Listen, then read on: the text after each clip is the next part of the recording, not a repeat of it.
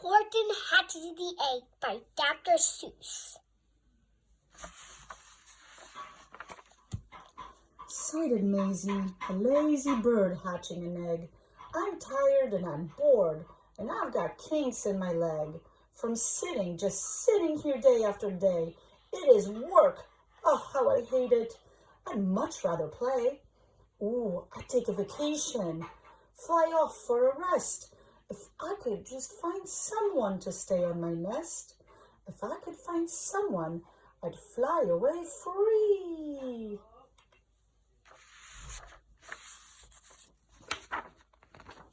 Then Horton the elephant passed by her tree. "Hello," called the lazy bird, smiling her best. "You've nothing to do, and I do need a rest. Would you like to sit on an egg in my nest?" The elephant laughed. "Why, of all silly things, I haven't feathers, and I haven't wings. Me on your egg? Why, that doesn't make sense. Your egg is so small, man, and I'm so immense." "Toot-toot," answered Maisie. "I know you're not small, but I'm sure you can do it, no trouble at all. Just sit on it softly, you're gentle and kind. Come, be a good fellow, I know you won't mind." "I can't," said the elephant. "Please," begged the bird. "I won't be gone long, sir, I give you my word. I'd hurry right back. Why, I've never been missed." "Very well," said the elephant, "since you insist. You want a vacation, go fly off and take it.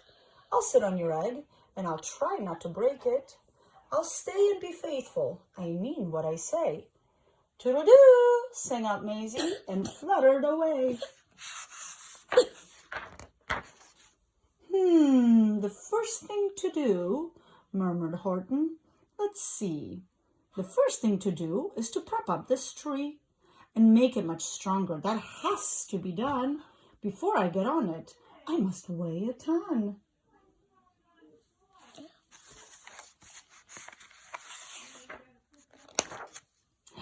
Then carefully, tenderly, gently, he crept up the trunk to the nest where the little egg slept. Then Horton the elephant smiled. "Now that's..." And he sat, and he sat, and he sat, and he sat. And he sat all that day, and he kept the egg warm, and he sat all that night through a terrible storm. It poured and it lightened, it thundered, it rumbled. "This isn't much fun," the poor elephant grumbled. "I wish she'd come back, 'cause I'm cold and I'm wet. I hope that Maisie bird doesn't forget."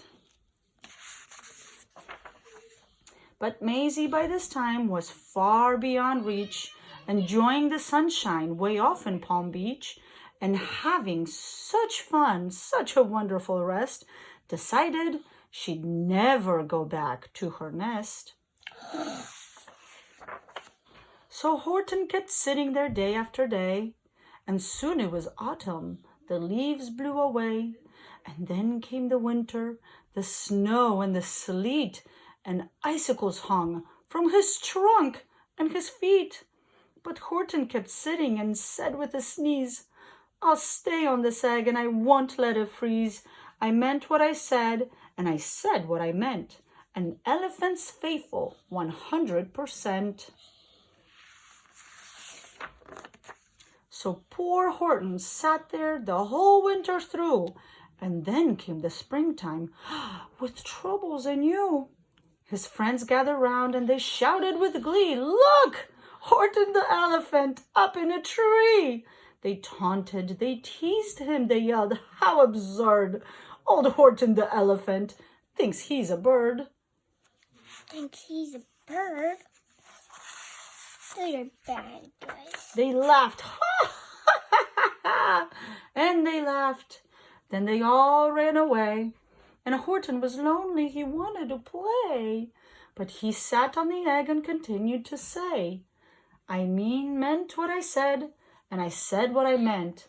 An elephant's faithful 100%.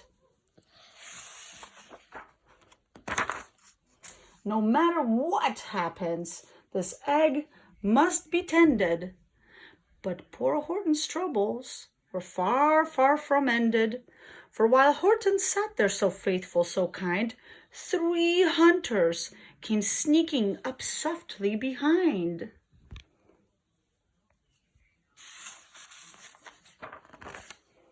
He heard the man's footsteps. He turned white with a start. 3 rifles were aiming right straight at his heart. Did he run? He did not. Horton stayed on that nest. He held his head high and he threw out his chest. And he looked at the hunters as much as to say, shoot if you must, but I won't run away. I meant what I said, and I said what I meant. An elephant's faithful 100%. But the men didn't shoot, much to Horton's surprise. They dropped their 3 guns, and they stared with wide eyes. Look, they all shouted. Can such a thing be? An elephant sitting on top of a tree? Oh, it's strange, it's amazing, it's wonderful, new. Don't shoot him, we'll catch him. And that's just what we'll do. Let's take him alive. Why, he's terribly funny. We'll sell him back home to a circus for money. And the first thing he knew, they had built a big wagon with ropes on the front for the pulleys to drag on. They dug up his tree and they put it inside, with Horton so sad that he practically cried. We're off, the men shouted, and off they all went, with Horton unhappy 100%. Up out of the jungle, up into the sky, up over the mountains, 10,000 feet high, then down, down the mountains, and down to the sea went the cart with the elephant, egg, nest, and tree. Then out of the wagon and onto a ship, out over the ocean, and whoo, what a trip! Rolling and tossing and splashed with the spray. And Horton said day after day after day, I meant what I said, and I said what I meant. But oh, am I seasick 100%. After bobbing around for 2 weeks like a cork, they landed at last in the town of New York. All ashore, the men shouted, and down with a lurch went Horton the elephant, still on his perch, tied onto a board that could just scarcely hold him. Bump! And Horton landed. And then the man sold him. Sold to a circus. Then week after week, they showed him to people at 10 cents a peek. They took him to Boston, to Kalamazoo, Chicago, Weehawken, and Washington too, to Dayton, Ohio, St. Paul, Minnesota, to Wichita, Kansas, to Drake, North Dakota. And everywhere thousands of folks flocked to see and laugh at the elephant up in a tree. Oh, poor Horton grew sadder the further he went. But he said as he sat in the hot, noisy tent, I meant what I said, and I said what I meant. An elephant's faithful 100%. Then, one day, the circus show happened to reach a town way down south, not so far from Palm Beach. And, dwaddling along way up high in the sky, who, of all people, should chance to fly by but the old good-for-nothing bird, Runaway Maisie, still on vacation and still just as lazy. And spying the flags and the tents just below, she sang out, What fun! Why, I'll go to the show! And she swooped from the clouds through an open door tent. Good gracious, gasped Maisie. I've seen you before. Poor Horton looked up with his face white as chalk. He started to speak, but before he could talk,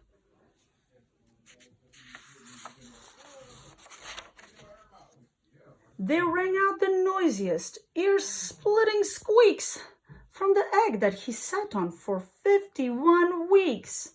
A thumping, a bumping, a wild, alive scratching. My egg, shouted Horton. My egg, why, it's hatching.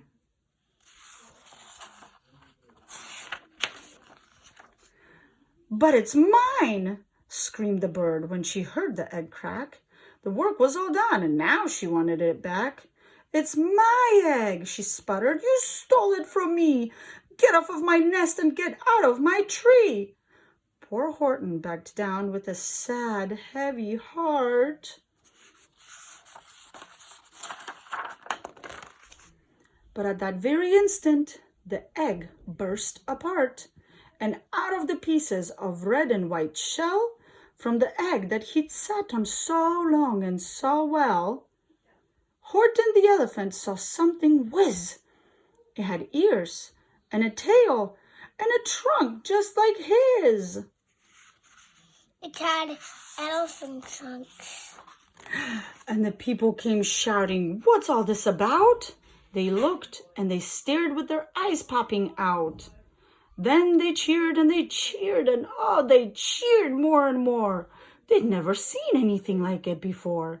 My goodness, my gracious, they shouted. My word, it's something brand new. It's an elephant bird. And it should be like that.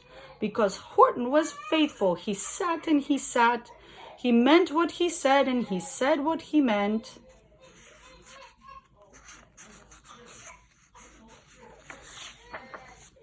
And they sent him home, happy, 100%.